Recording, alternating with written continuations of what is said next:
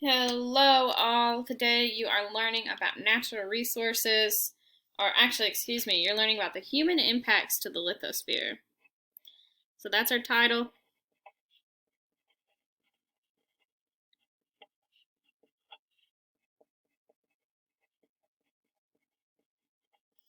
Yesterday you learned about the processes and properties that happen in the lithosphere. Today we are going to, just like we do with most of our spheres, we're going to learn how humans are messing up this part of our Earth. We learned a lot when we studied the human impacts to the lithosphere. One of the first things that we talked about was natural resources. So that's going to be our first main topic.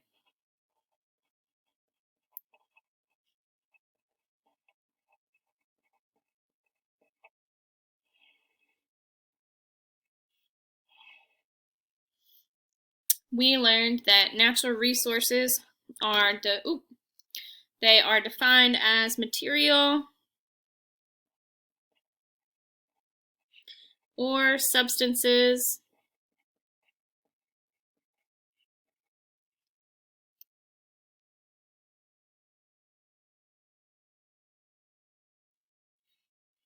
that occur in nature and are used by humans.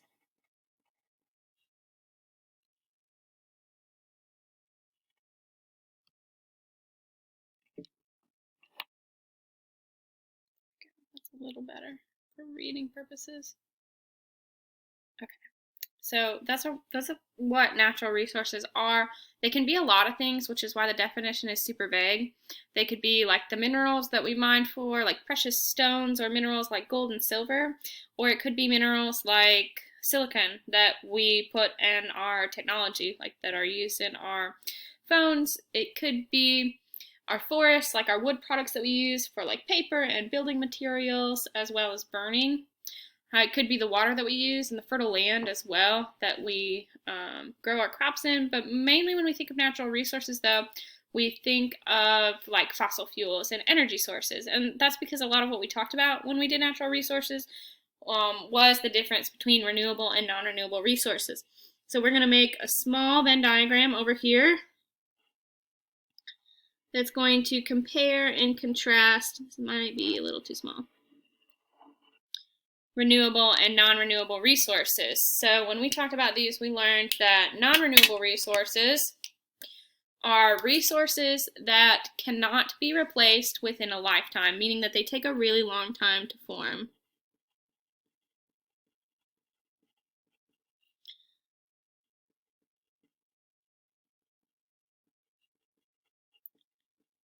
These are things like fossil fuels, so coal, oil, and gas.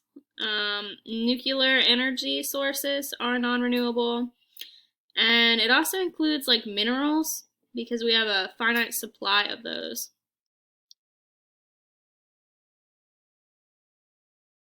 They can also include things like gravel and limestone, but we don't often think about those.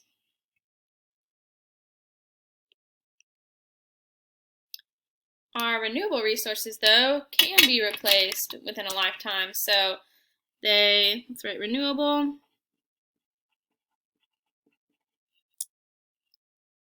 So short time, relatively. So non-renewable resources take like millions and millions of years to form. Renewable resources are formed in a short time, maybe like, if not your lifetime, then shortly after. These include things like alternative energy, like wind, solar power, and hydropower. They can also include things like oxygen, which is continually recycled in the atmosphere and in different substances. Like some rocks have oxygen, some just substances. I know it's hard to understand, but just different compounds that we use. So whether that's like a powder, a lot of our different things have oxygen in them. Not only that, but when we photosynthesize or we don't photosynthesize. When plants do photosynthesis, they let out oxygen as a waste product from photosynthesis. So it can be recycled a little bit more. So we talked about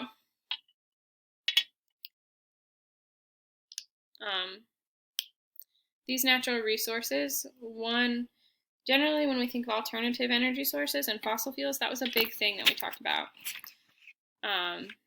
With alternative energy sources, we're not putting out a lot of carbon dioxide. So we're going to expand upon this a lot. So we'll write alternative energy.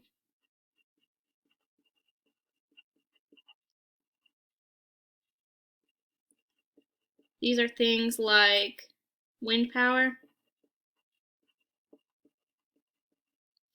solar energy, hydro energy,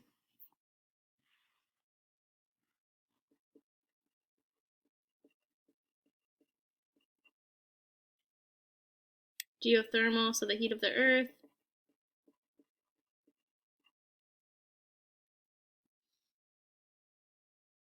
and biomass energy. These are good because they are renewable, or we have a limitless supply, or a lot less, it doesn't take as long for them to form, so we have a limitless supply. It's one of the good things.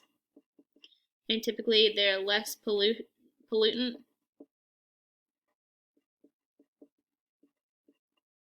I just realized you can't see any of this. There you go. I have to pause the video. They're not so good because generally they're really pricey. If we flip over here to the fossil fuels, or non-renewable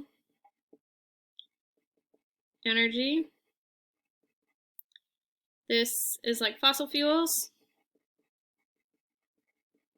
which are coal, oil, and natural gas. Okay, you can check on the food. And nuclear fission, which is when we take uranium atoms and we split them. These are good because they're cheaper.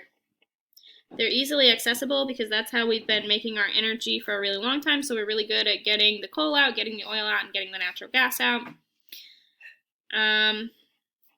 They are not good because they are pollution heavy or very pollutant.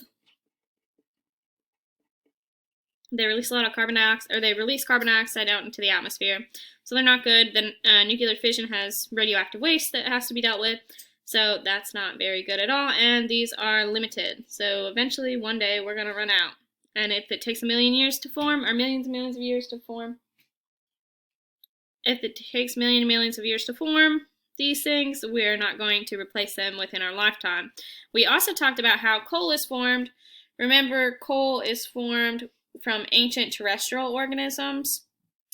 Oil and natural gas, however, was once formed from long ago marine organisms. That's why a lot of the times we find our coal and natural gas sources underwater out in the ocean or in other sources of water. So those are our natural resources. Not only did we talk about natural resources when we studied the human impacts to the lithosphere, we also discovered I lost the pen, my favorite pen. I don't know where it is.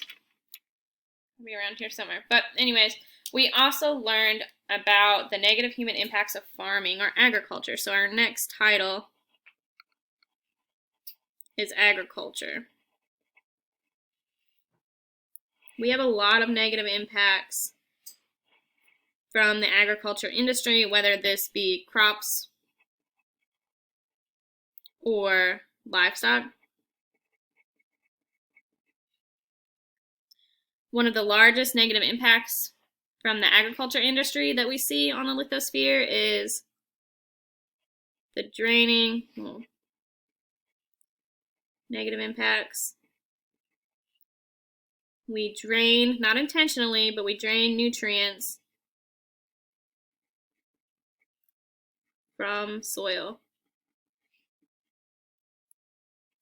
Because some of our crops take a lot of nutrients to form, a lot of the nutrients are taken out of the soil, making our soil less healthy after we grow crops on it year after year. That's why we do things like strip farm and do crop rotation. Another negative impact of the agriculture industry is that we are seeing a lot of erosion. If you don't plant cover crops on your fields, we get a lot of soil erosion. And that's not good. Remember, we said it takes about 1,000 years for 1 inch of topsoil to form. So we definitely want to keep that topsoil where it belongs. And not only that, we see a lot of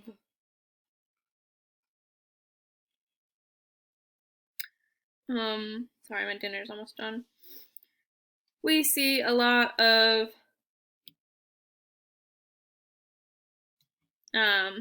pollution from herbicides and pesticides.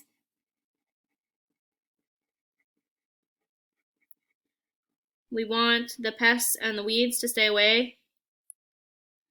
Pesticides. We want the pests and the weeds, so the bugs and the weeds, to stay away from our crop. Often the traditional way to fix that is to pour a bunch of herbicides and pesticides on our food. That not only might not be great for us, but it also can pollute into the environment, into our waterways, which is not good. Also, another pollution is fertilizer.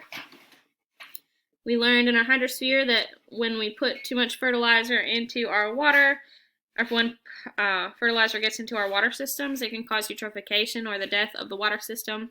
You'll have to refer to your hydrosphere notes too if you don't remember what that is. We said traditional farming often does monoculture, which is growing one crop, which is generally not very good for the soil. It can drain a lot of our nutrients and cause more, the plants can be more susceptible to diseases if it's all one crop. Not only that, one of the negative impacts that I just remembered is that it depletes a lot of our groundwater. We use aquifers to irrigate our crops often, so we have a pump that drills down into an aquifer or well, just like our house does, except our agriculture industries are much, much larger than a normal house, and they use a lot more water. So it's depleting groundwater at a much quicker rate, or going down. We learned about a lot of solutions to the issues that we're seeing with our natural resources and our negative human impacts overall to the lithosphere. We're going to talk about those. We went into depth about each of the renewable energy sources. Remember that wind power comes from turbines that turn and spin a motor. We learned that solar power, the photovoltaic cells that are in a solar panel, use and harvest the sun's energy and then convert it to electricity. Hydrothermal or hydroelectric or hydroenergy uses the potential energy of water falling down over a dam to turn a turbine and generate electricity. Geothermal, same type of deal. It uses the heat or steam of the earth to turn a turbine and create energy. And then biomass can be a bunch of different things. Biomass can include like burning wood, or just simply, or some of our more innovative ways like creating algae gasoline, or creating a fuel using algae oil instead of traditional gasoline. So very cool and innovative field. We're going to have a part 2 though, where we talk about how we are trying to fix this, or innovative ways to conserve the soil and protect our lithosphere. So stick around for that.